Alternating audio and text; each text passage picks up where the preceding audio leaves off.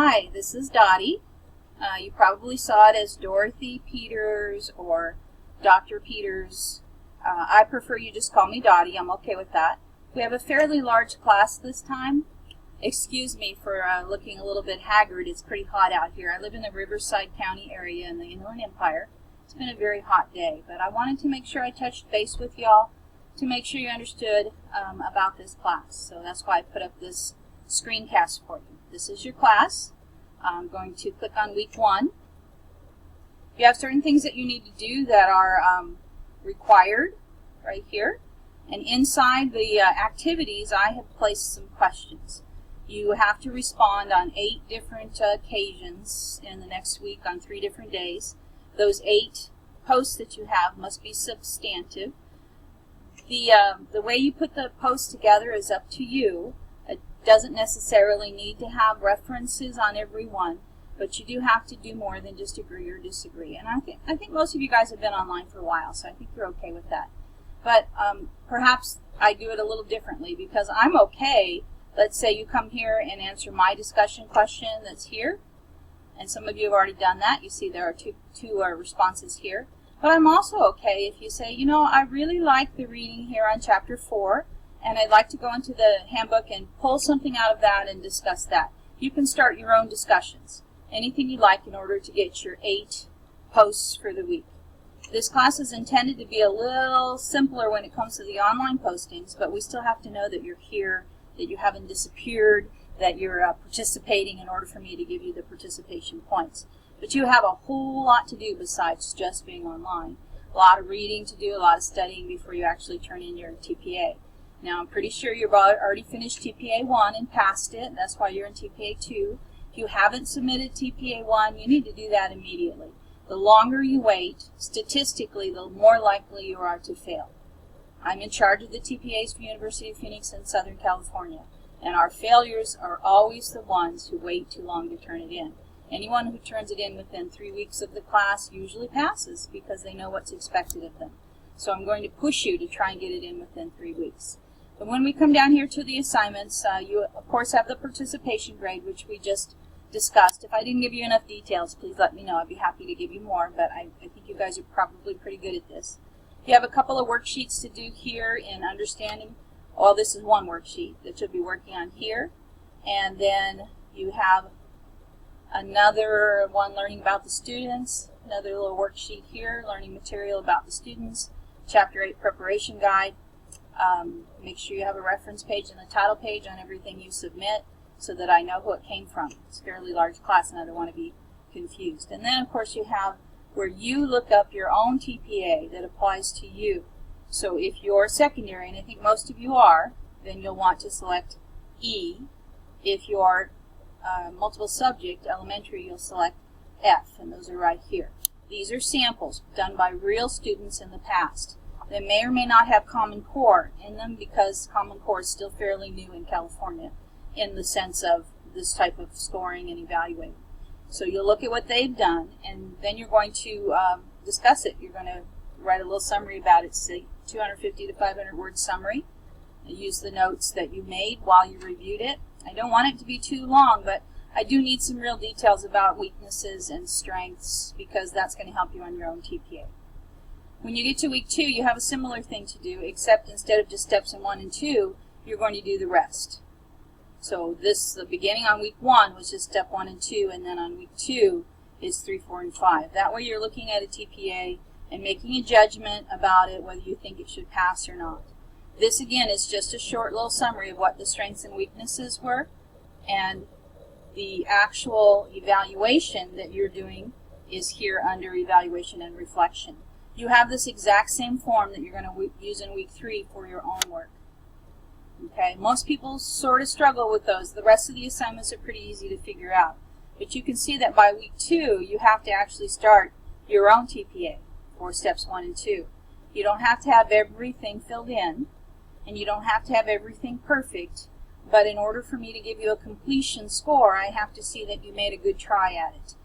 It's not appropriate just to say, oh, I tried, or I'll get to this later. You have to actually try and give an answer, but I can't respond in a way that an evaluator would because this is your TPA and the evaluator gets to decide whether you know what you're doing or not. At this point, we want you to know what you're doing, but we don't want to be the ones to tell you what to do.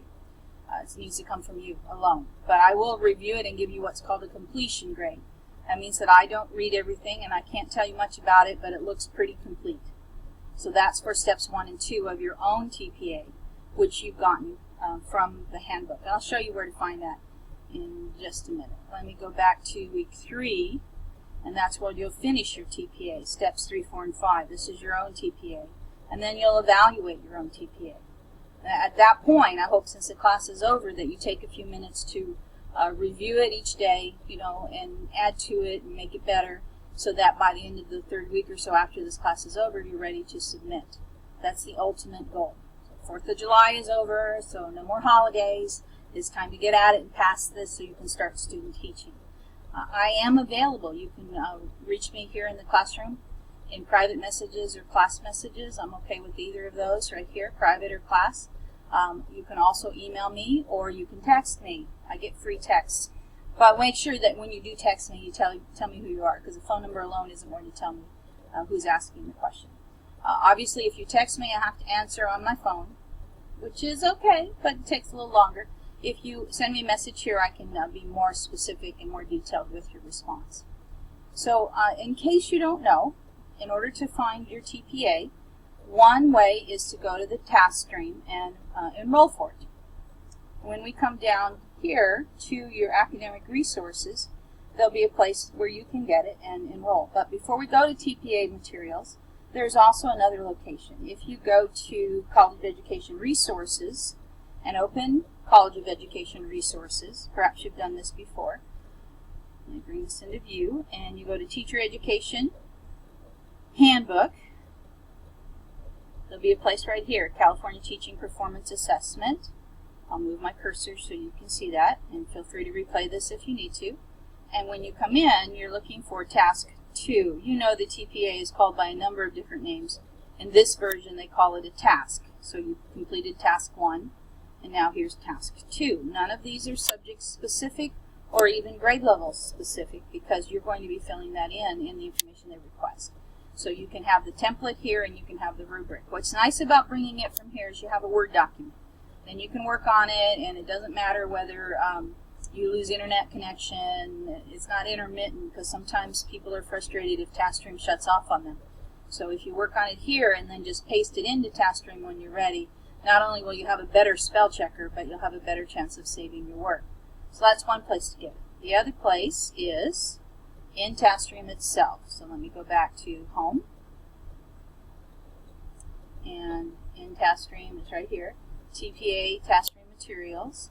And in here it gives you the step-by-step of what you'll want to do in order to register. Let me bring that into perspective here. Oh, it's just going to be a little bit hard to get along with. There we go. This is multiple subject, this is single subject, so you each have different codes. So if you go into single subject, it'll give you the directions on how to put your code into TaskStream. The only thing that I found about this in the past, and maybe you've noticed this when you did TPA 1, is that sometimes the code's kind of difficult to find. It's usually in maroon, but it's fairly small.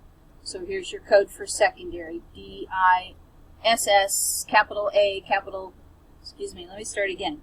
DISS, capital C, capital A, and then the number 5. That's the code for secondary. When we go back into the multiple subjects, the code is DIMS, capital C, capital A, and the number 5. So that should help you if you need the code to get into TaskStream. And I'm pretty sure y'all know how to get into TaskStream. You've been using it your entire career at University of Phoenix since you're studying to be a teacher. So, let's see, I don't think there's anything else you need to know. Right now, you're my only class. I have a class that I was reviewing for another teacher, but you're it. You have my full attention.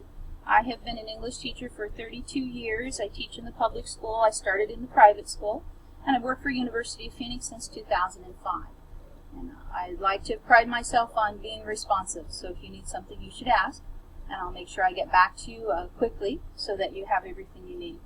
I see that some of you have started today's class. Thank you very much. The more of you that start, the easier it is for you to put up your 8 posts, because you'll have someone to discuss things with. So some of you are late comers and some of you are early, so the early ones have already started, but don't be too late, because you want to make sure you're in the discussion and someone actually responds to you. The later in the week you post, the less likely people are going to read yours, because they're done. They've done their 8 and they're working on their TPA now. Okay? If you need anything, let me know, and I'm going to go ahead and shut this off and post it for you. Thank you, Dottie.